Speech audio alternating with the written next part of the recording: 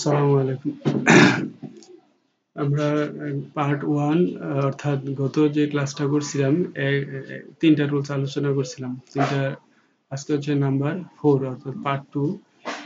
অনেকগুলো রুলস আছে, তো আমরা ক্লাসগুলো ভেঙে ভেঙে করব।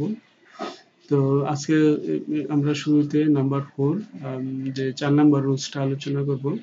4 নাম্বার রুলস হচ্ছে যে সাবজেক্ট সিঙ্গুলার হলে ভার্বটিও সিঙ্গুলার হয়। তো এখানে আমরা যদি এক্সাম্পল দেখি, যেমন আই, এখানে শূন্যস্থানে কি বসবে, অর্থাৎ বি, এখানে একটা বি ভার্ব বসবে। এখানে কিন্তু ইঙ্গিত দেওয়া আছে, মানে এখানে ক্লু দেওয়া আছে, বি দিয়ে বোঝায় বি ভার্ব, অর্থাৎ am is R was were. তো এইগুলো বসবে, এগুলোর মধ্যে কোনটা বসবে? এ স্টুডেন্ট অফ ক্লাস 9, অর্থাৎ নবম শ্রেণীর ছাত্র, আমি নবম শ্রেণীর ছাত্র। তো এখানে এর সাথে কি বসে? এম বসে। সেই হিসেবে এটার উত্তরটা, অ্যান্সারটা হবে কি? Am. I am a student of class 9, আমি নবম শ্রেণীর একজন ছাত্র বা ছাত্রী। তারপরে হচ্ছে সি, এখানেও শূন্যস্থান দেওয়া আছে, এবং এখানে দেওয়া আছে, ক্লু দেওয়া আছে কি? Be, be verb. তাহলে বি ভার্ব কিন্তু এখানে কি বসবে? এরপর হচ্ছে মাই সিস্টার অবজেক্ট। তো এখানে অ্যান্সারটা হবে কি? অ্যান্সারটা হবে ইজ। এখানে অ্যান্সারটা হবে ইজ। যেহেতু এখানে সিটা হচ্ছে কি থার্ড পারসন সিঙ্গুলার, তো এখানে ভার্বটাও সিঙ্গুলার হতে এখানে আমরা খেয়াল করবো যে এম ইজ আর ওয়াজ এর মধ্যে যে এম ইজ, এগুলো হচ্ছে singular auxiliary verb. Am is R was, এগুলো হচ্ছে সিঙ্গুলার। এম ইজ আর হলো ওয়াজ, এগুলো হচ্ছে সিঙ্গুলার অক্সিলারি ভার্ব ভি ভার্বের মধ্যে আর কি। আর ভি ভার্বের মধ্যে এই যে আর ওয়ার, এগুলো হচ্ছে প্লোরাল অক্সিলারি ভার্ব, অর্থাৎ যেগুলো সাবজেক্টটা যদি বহুবচন হয়, বহুবচনের সাথে এগুলো বসে। তো যেহেতু সি থার্ড পারসন সিঙ্গুলার, তো এই জন্য এখানে কি হবে? ইজ হবে। তো এমরা আসলে কিন্তু শুধু একমাত্র আইয়ের সাথে এম বসে, আর বাকি সবগুলোর সাথে বাকি সব সিঙ্গুলার সাথে কিন্তু ইজটা হবে, ইজ অথবা ওয়াজ। যদি পাস্ট টেন্সের কোনো সিম্পটম আমরা দেখি, তাহলে পাস্ট টেন্সের ওয়াজ বসাইতে হবে। তো আমরা খেয়াল রাখবো এটা যে সিঙ্গুলার অক্সিলারি ভার্ব হচ্ছে এম, ইজ, ওয়াজ, প্রয়োজনে আমরা এগুলো ব্যবহার করব। তারপরে হচ্ছে নাম্বার 5, সাবজেক্ট প্লুরাল হলে ভার্বটিও প্লুরাল হয়। যেমন দি পিপল অফ বাংলাদেশ, এখানে বি ভার্ব কি বসবে? তো এখানে অ্যান্সার দেওয়া আছে কি? আর দেওয়া আছে, আর ভেরি গুড। তো এই দি পিপল অফ বাংলাদেশ, এই যে সাবজেক্টটাতে প্লুরাল, হ্যাঁ, এটা তো সাবজেক্ট হচ্ছে প্লুরাল। তো এই প্লুরাল হওয়ার কারণে কিন্তু এখানে আর বসছে। তো আমরা একটু আগে কিন্তু বলছি যে ওয়ার, আর এবং ওয়ার হচ্ছে কি প্লুরাল অক্সিলারি ভার্ব। তো বাংলাদেশের লোকজন, সাবজেক্ট হচ্ছে বাংলাদেশের লোকজন, মানে কি এখানে সবাই, সব লোকজনকে বলা হয়েছে, তো সুতরাং এটা বহুবচন, এই জন্য কিন্তু এখানে আর বসছে। তারপর হচ্ছে দে, এই শূন্যস্থান এখানে আছে, বি ভার্ব বসবে, হ্যাপি, কপল, আই নিউ। তো এখানে কি বসবে? এখানে এম ইজ আর ওয়াজ এর মধ্যে কি বসবে? এখানে কিন্তু ওয়ার বসবে।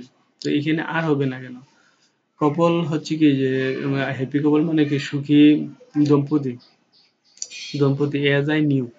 এখানে কিন্তু আহ, এখানে এই যে এজ আই নিউ, অর্থাৎ এই যে এখানে কিন্তু দুইটা ক্লজ, একটা ক্লজ মানে কি বাক্যাংশ। তো একটা সেন্টেন্সের এইটা এতটুকু একটা অংশ, আর এজ এর পরে এটা হচ্ছে আরেকটা অংশ। তো এজ আই নিউ, এই যে নিউটা আছে, এটা হচ্ছে পাস্ট ফর্ম, এই জন্য কিন্তু এখানে ওয়ার বসবে, যেহেতু পরে ক্লজটা হচ্ছে পাস্ট ফর্ম, হ্যাঁ, পাস্ট টেন্সের, এই জন্য এখানে কিন্তু ওয়ার হবে। অর্থাৎ আমি জানি বা আমি জানতাম যে তারা সুখী দম্পতি ছিল, কথাটা এরকম আসে, এই জন্য কিন্তু এখানে ওয়ার হবে। ঠিক আছে? তো এখানে ওয়ার বসার একটা সিম্পটম কিন্তু এখানে দেওয়া আছে, যে I knew, as I knew, অর্থাৎ একটা ক্লোজের মধ্যে এটা দেওয়া আছে। এটা অনুযায়ী চিন্তা করতে হবে যে এখানে কি বসবে। ঠিক আছে? তাইলে বিষয়গুলো এভাবে খেয়াল করতে হবে। তারপর যে সিঙ্গুলার প্লুরাল, আমরা একটু জানার জন্য এগুলো একটু বলে দিলাম, যে এই যে সিঙ্গুলার এম, ইজ, ওয়াজ আর হলো হ্যাজ। হ্যাঁ, হ্যাজটা আমি আগে বলি নাই, এটা হ্যাজটাও সিঙ্গুলার অক্সিলারি ভার্ব, যেটা ওই প্রেজেন্ট পারফেক্টের মধ্যে থাকে অক্সিলারি ভার্ব হিসেবে, হ্যাভ, হ্যাজ। তো এই হ্যাজ, ঠিক আছে। তারপরে হচ্ছে এই যে এখানে প্লুরালের মধ্যে হচ্ছে are were have, are were have হচ্ছে প্লুরাল অক্সিলারি ভার্ব। এগুলো খেয়াল রাখলে মানে রাইট ফর্ম অফ ভার্ব যেই ইয়াগুলো আসে, প্রবলেম, এগুলো আমরা সলভ করতে পারবো। তো এটার পরে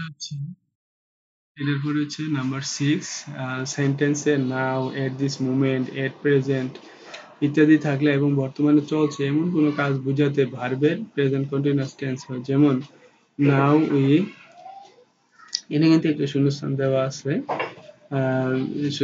তো এখানে ব্র্যাকেট দেওয়া আছে কি লিভ।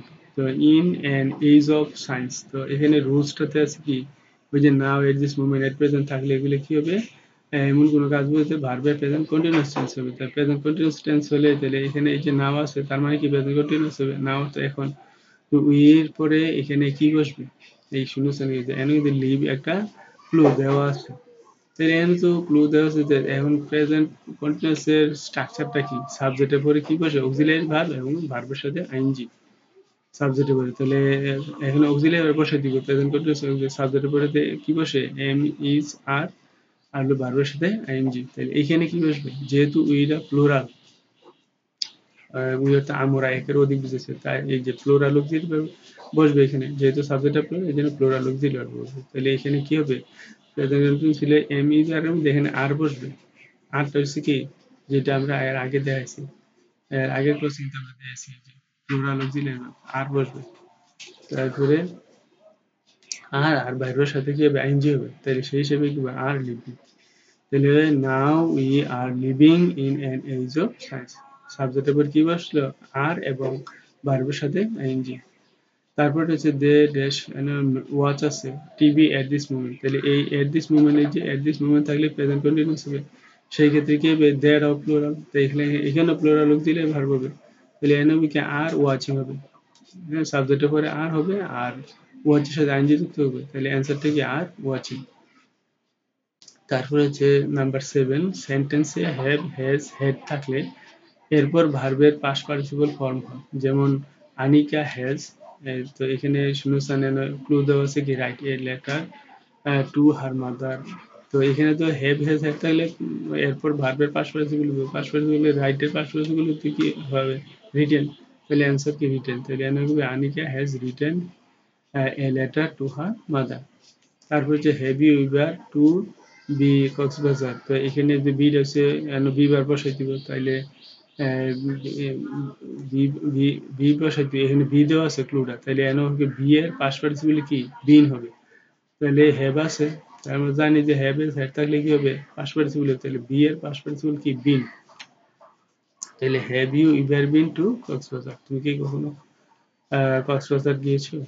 তো এখানে এটা আসলে প্রশ্ন চিহ্ন হবে। তো এ- এই যে রুলস আমরা এ পর্যন্ত তাহলে 7টা রুলস জানতে পারলাম, শিখতে পারলাম। তারপরে প্রথম পার্টে আমরা 3টা রুলস নিয়ে আলোচনা করছি, আজকে আমরা 4টা রুলস নিয়ে আলোচনা করছি। পরবর্তী পার্ট 3 দেখার জন্য সবাইকে আমন্ত্রণ।